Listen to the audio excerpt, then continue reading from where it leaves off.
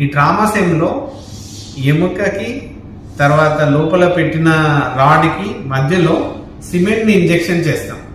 తద్వారా ఎముక, cement, rod మూడు ఒక స్ట్రాంగ్ కన్స్ట్రక్ట్ లాగా పనిచేసి రోగి లేచి నడిచే టైంలో పెట్టే బరువును కూడా టాలరేట్ చేసే విధంగా ఉంటుంది.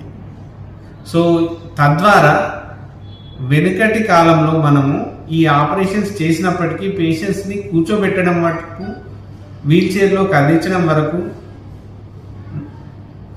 చేయగలిగే వాళ్ళం. కానీ పెద్ద వయసులో పేషెంట్ కాలు మీద బరువు ఒక కాలు మీద బరువు పెట్టకుండా గెంతుతూ నడవడం వీలు పడదు. 80 సంవత్సరాల వ్యక్తికి ఎముక విరిగినప్పుడు ఆ కాలు మీద బరువు పెట్టకుండా నడవండి అంటే చేయలేదు. కానీ